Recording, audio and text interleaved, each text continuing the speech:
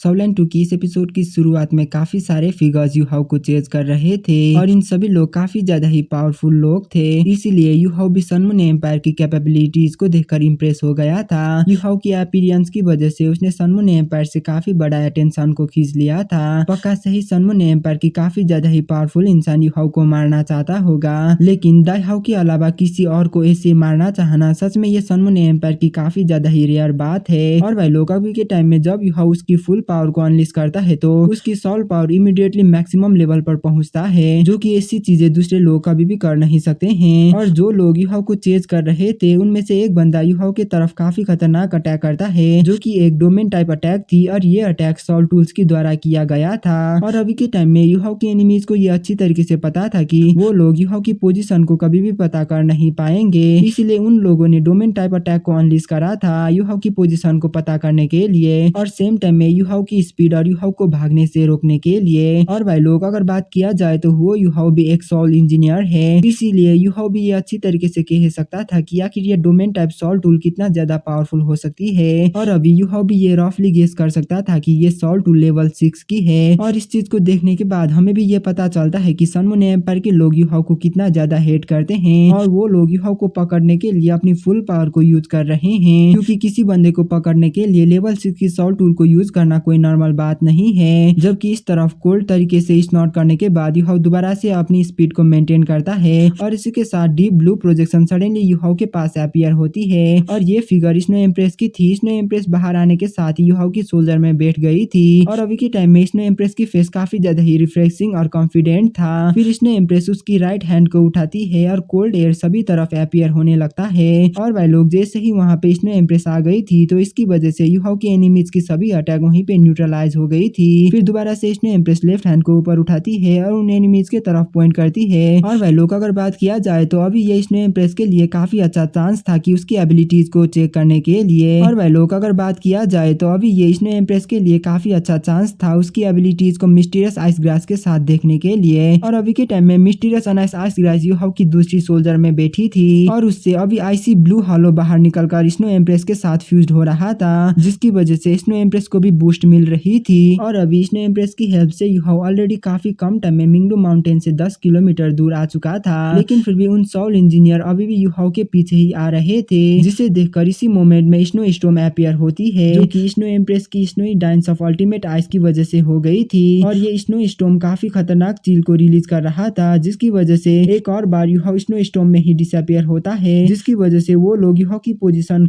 जिसकी वजह से यूहाओ की एनिमीज यूहाओ की पोजीशन को डिटेक्ट कर नहीं पा रहे थे। और जब वो लोग यूहाओ के तरफ आगे से अटैक करने लगे थे तो तब Yuhao snowy dance of ultimate ice के साथ ऑलरेडी डिसअपियर हो चुका था। इसीलिए अभी वहाँ की सोल इंजीनियर काफी ज्यादा ही कंफ्यूज हो चुके थे। अब उन्हें ये पता ही नहीं था कि अब यूहाओ कहाँ पे अपीयर होने वाला है। इसीलिए एक सोल इंजीनियर गुस्से में कहता है कि ये लड़का खुद को काफी अच्छी तरीके से छिपा सकता है, आखिर अब हम क्या करें। तो लीडिंग सोल इंजीनियर कहता है कि सभी चीजें काफी जल्दी में किया गया था, इसीलिए हमारे पास मौका ही नहीं था उस लड़के को पकड़ने के लिए। चलो हम पहले यहाँ से लौटते हैं, क्योंकि मुझे डर है कि स्टालो एम्पायर से काफी सारे लोग यहाँ पे जल्दी से आने वाले हैं। फिर वही सोल इंजीनियर कहता है कि उन लोगों ने हमारे इतना करीब आने की हिम्मत करा है, क्या उन लोगों को इसका डर नहीं है कि वो लोग डेड गार्ड से मारा भी जा सकते हैं? क्या वो लोग हमारी डेड गार्ड से भी नहीं घबराते हैं? मुझे तो ऐसा नहीं लगता है कि उन लोगों के पास ऐसा करने की हिम्मत है, लेकिन फिर भी कुछ भी क्यों ना हो, ये तो बुरी बात है कि वो लड़का यहाँ से भाग निकला है, जबकि डेथ गार्ड डोलो ने पर्सनली हमें उस लड़के को पकड़ने के लिए भेजा था।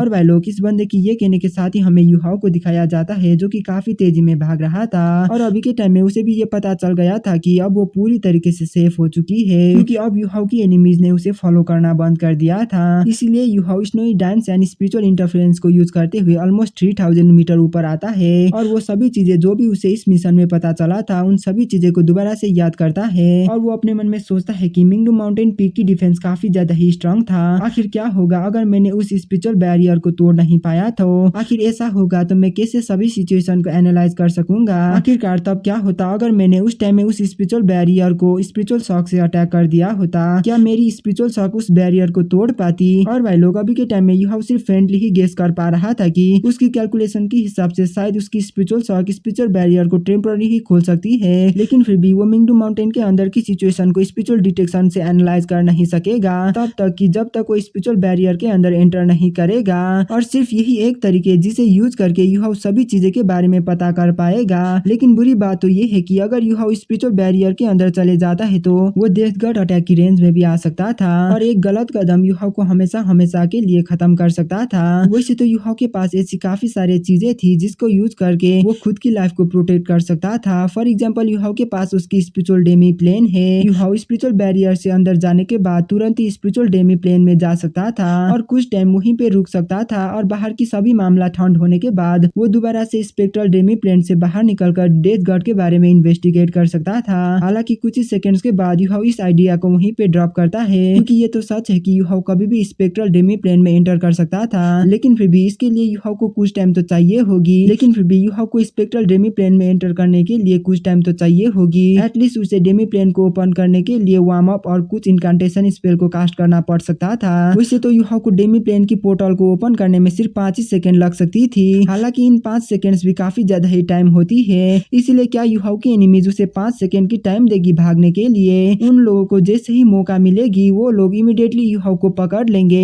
ये सीन वैसा ही है जब पहले यूहाओ और वांग क्यूअर सनराइज सिटी में ट्रैप हो गए थे और वहाँ पे काफी सारे soul engineer legion, 2 evil soul master जिसके पास टाइटल डोलो की पावर थी, उन लोगों ने यूहाओ और बाकी सभी लोगों को घेर लिया था। और तब जब यूहाओ मरने ही वाला था तो अगर उसने उस टाइम में स्पेक्ट्रल डेमी प्लेन की पोर्टल को ओपन कर पाया होता तो अनडाउटली सभी लोग सेफ हो सकते थे। लेकिन उस टाइम में यूहाओ के पास डेमी प्लेन के अंदर जाने के लिए कॉन्फिडेंट नहीं था क्योंकि काफी कम टाइम में अपने साथ वांग क्यूअर, नान कुई, नान सुई को अपने साथ डेमी प्लेन में ले जाना नामुमकिन है। इसीलिए यूहाओ ने स्पिरिचुअल सी को बर्न करने के लिए चूज करा था और इवेंचुअली वांग क्यूअर ने भी खुद को सैक्रिफाइस कर दी थी। अगर तब यूहाओ को स्पिरिचुअल डेमी प्लेन को ओपन करने के लिए टाइम मिला होता तो शायद आज सभी लोग अच्छी कंडीशन में होते और वांग क्यूअर बीमारी नहीं जाती। लेकिन फिर भी ये तो सच है कि यूहाओ की एनिमीज काफी ज्यादा ही स्ट्रांग थे। अगर उन्हें एक भी सेकंड्स की मौका मिलती तो वो लोग वहाँ पे यूहाओ को और बाकी सभी लोगों को काफी आसानी के साथ में मार सकते थे। और भाई लोग अभी के टाइम में यूहाओ स्पेक्ट्रल डेमी प्लेन के भरोसा में बैठ नहीं सकता था, इसीलिए उसे अपनी ही एबिलिटीज को यूज करते हुए इन्वेस्टिगेट करना था। और यूहाओ को भी ये तो अच्छी तरीके से पता था कि जब एक बारी डेथ गार्ड रिलीज हो गई तो यूहाओ को भी डेथ गार्ड से बचने में काफी परेशानी हो सकती है। वैसे तो spiritual barrier soul power barrier जैसे नहीं है जो डायरेक्टली ब्लॉकेडिंग इफेक्ट को क्रिएट कर नहीं सकती है। और भाई लोग यूहाओ ऐसे ही सोचते हुए स्टारलो एम्पायर की टेरिटरीज में पहुंच गया था और इसी के साथ वो स्लोली खुद को सभी के सामने रिवील करता है। और इसी टाइम में 2 फिगर्स भी वहाँ पे आ गए थे और वो दोनों फिगर्स तांग उटांग और येगुई थी जो कि आसमान में सपोर्ट करने के लिए रेस्पॉन्सिबल थे। और अभी यूहाओ की चेहरे को देखकर उन सभी लोग भी ये समझ जाते हैं कि वो यूहाओ की अभी की ये मिशन फेल हो गई है। और भाई लोग इसी के साथ हमारी ये वाला एपिसोड यहीं पे खत्म होती है। मिलते हैं अगले वीडियो में, तब तक के लिए बाय बाय।